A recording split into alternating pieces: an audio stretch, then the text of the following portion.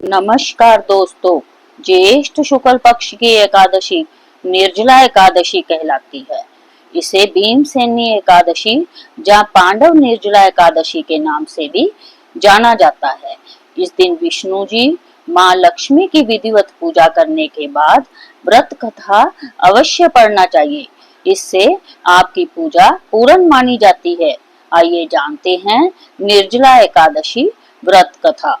जब वेद व्यास ने पांडवों को चारों पुरुषार्थ धर्म, अर्थ, काम और मोक्ष देने वाले एकादशी व्रत का संकल्प कराया था, तब युधिष्ठिर ने कहा, जनार्दन, ज्येष्ठ मास के शुक्ल पक्ष में जो एकादशी आती है उसके बारे में विस्तार से बताएं।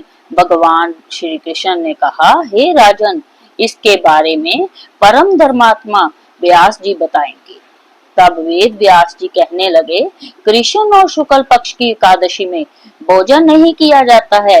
अगले दिन द्वादशी को स्नान करके पवित्र होकर फूलों से भगवान केशव की पूजा करें। फिर पहले ब्राह्मणों को भोजन देकर अंत में खुद भोजन करें। इस पर भीमसेन बोले, पितामह, मैं आपके सामने सच कहता हूँ, मुझसे एक बार भोजन करके भी व्रत नहीं किया जा सकता, तो फिर उपवास कैसे मैं कर सकता हूँ।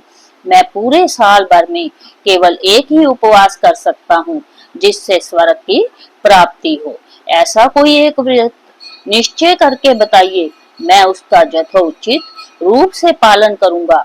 व्यास जी ने कहा, भीम, ज्येष्ठ मास में सूर्य वृष राशि पर हो या मिथुन राशि पर शुक्ल पक्ष में जो एकादशी हो उसका जतन पूर्वक निर्जल व्रत करो।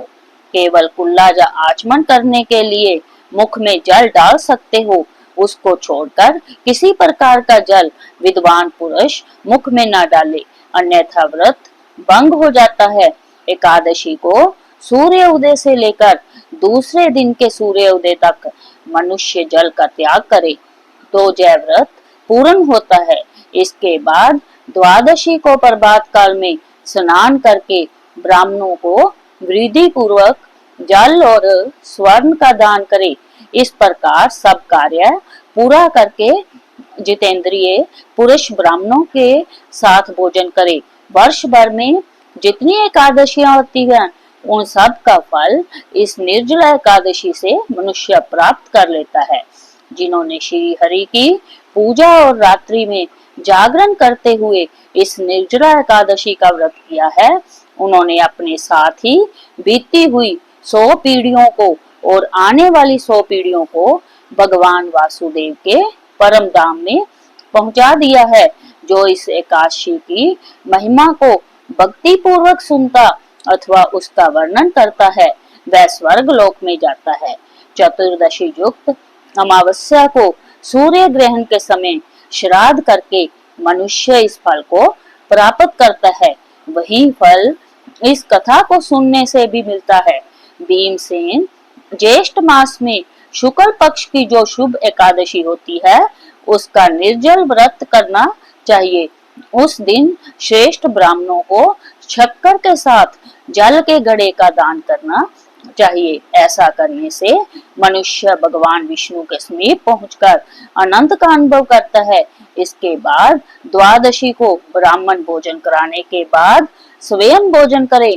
जो इस प्रकार पूर्ण रूप से पाप नाशिनी एकादशी का व्रत करता है वह सब पापों से मुक्त हो आनंदमय पद को प्राप्त करता है। जय सुनकर भीमसेन ने भी इस शुभ एकादशी का व्रत आरंभ कर दिया। कथा पसंद आए तो वीडियो को लाइक करें और चैनल को सब्सक्राइब करें। जय श्री हरि विष्णु।